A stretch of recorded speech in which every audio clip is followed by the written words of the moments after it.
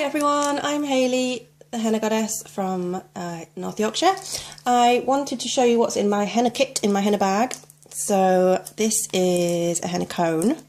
It's like an icing bag full of henna. Henna is traditionally put on the skin using the cone, but you can also apply it onto the skin using a little squeezy bottle. I suppose these are a little bit more familiar to your hands if you've never done henna before than the cone would be, so it's a good place to start with a bottle. Some professionals use bottles. I mean, everyone's got their own little preference, but I think if you're going to do henna, maybe you should do it the way it was meant to be done. So I have those just in case I ever want to use them, but for now I use the henna cone. It's squishy, it's got the henna inside. You use it like an icing bag and you literally kind of squeeze a little bit and you henna onto the skin. That's my cone. This is an empty cone. It's made from cellophane. This is a florist paper, but you can use any kind of firm plastic cellophane type paper. You can use empty chip bags, crisp packets, you know, those firm shopping clothes bags that you can get. You can chop those up. And I've got a ton of these kind of stacked in each other, ready for when I want to use them. And I've rolled them so it's got, ooh, can't see. I've rolled them so they have a tiny hole in the bottom, so the thread of henna that comes out of the bottom is consistent. I can't focus. Let's just try again. No, it won't do it. Anyway, focus. Thank you. So lots of henna cones, so that when I make a batch of henna, I have lots of cones ready and I can just fill them. So some cones you can make a small, some cones you can make a long, like really long.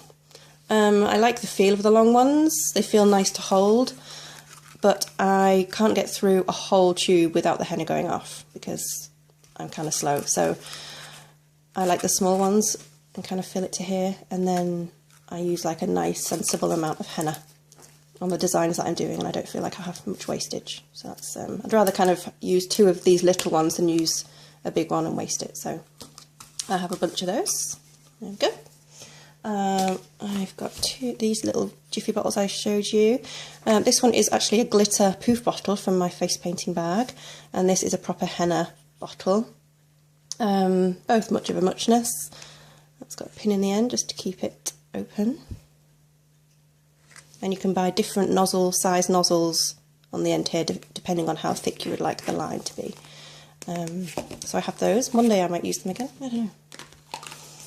Okay, what else do I have here? I have a ton of these little clips.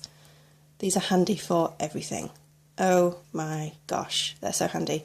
If you have a stall or if you're at a booking and you just need to fix something's not sitting right or working right, these are great.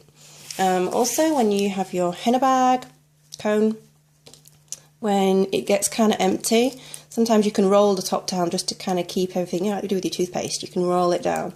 These are great for kind of just nipping the bag and keeping everything kind of tucked in and nice, and it's just kind of neat. So they're super handy, keep those. So I have those. I also have in my henna bag henna. This is henna powder. I've chosen to keep mine in these coffee pots because they are airtight and watertight, and they keep the henna kind of nice and clean and out the way. These are two different types of henna from different countries, slightly different colour. Smell amazing. I wish we had smell-o-vision. Ooh, it's a really fine dust. I wish you could smell it. It's really kind of earthy and it's not like cut grass, but it's really kind of like dirty, earthy smell. It's lush.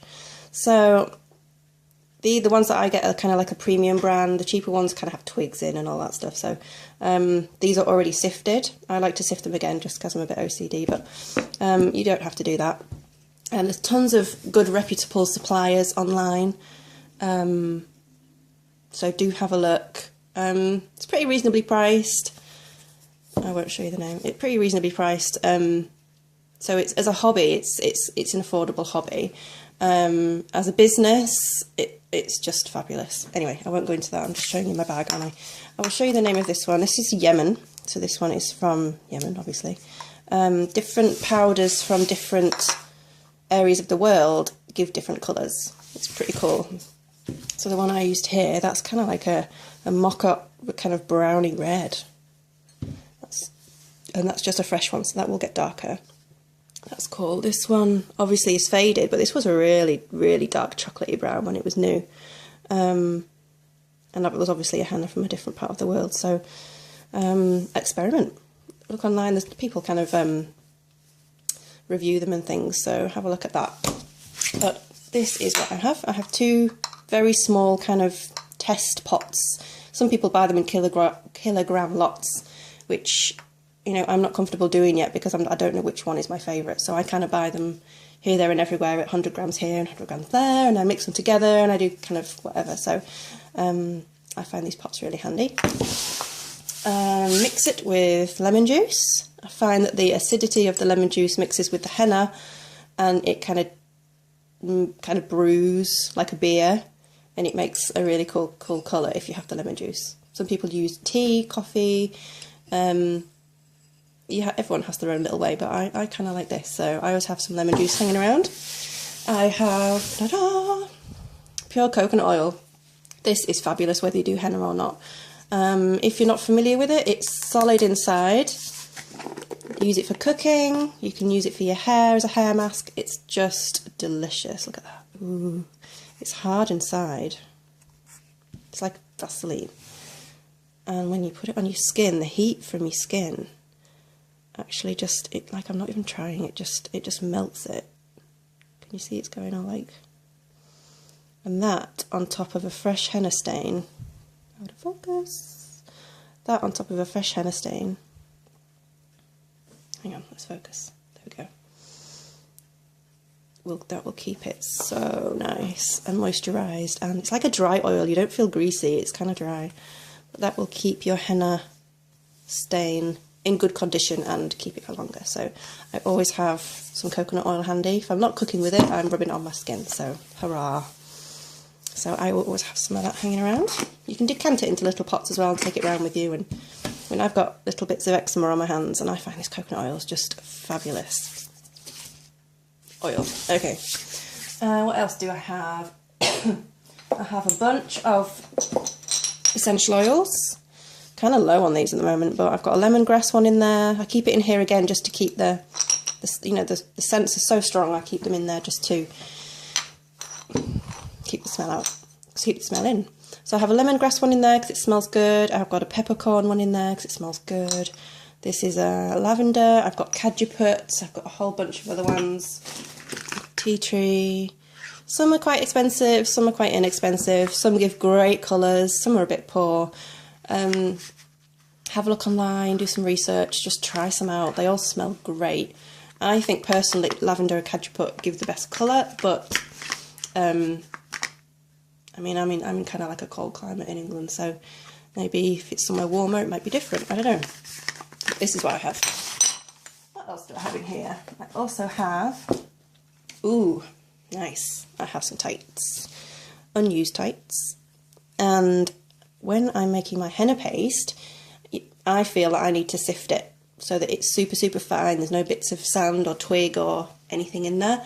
So I stretch my tights over a glass and then I sift through the tights because it's so super fine. Nothing's going to get through there apart from like smooth paste. So I always kind of keep some tights in my henna bag so that I can just chop them up and do whatever. That is all I have in my henna bag. Oh no, I haven't. I've got this. This is a Tupperware box, clearly. And in here, I have more henna powder. You see the difference in colour? That's so brown. Oh my gosh. Compared to this, which is so green. So the one in the Tupperware is, I don't want to show you the box really. It's an inferior brand. It's bad quality henna. It's probably been stored badly. It's probably very old. Some people use this type of henna on your hair because it'll give you a bit of colour, but it won't kind of go crazy on your hair. And I use this in cones like this, which I've got no intention of using on the skin, that I just use on paper. So that if I just want to practice a design or just practice my cone control or anything like that, I don't use my good powder. I can just use this Duff stuff, and you know, I don't feel bad for using my good stuff, so I can kind of design away and still get the feeling of hennaing, but I'm not using all my best powder. So I keep this inferior stuff just to bodge about with. So that's what I have in there. I've got the label of the brand taped on the bottom so that I know what it is, just in case I don't use it for my clients. And that is my henna kit. So thank you for watching. If you have any questions about anything, do let me know. If anything, this is just for my record as much as kind of helping others. So I will be making more. I'm going to make a video on how to make a cone, because people ask me all the time. So I'll probably do that one at some point. Thanks, see you soon.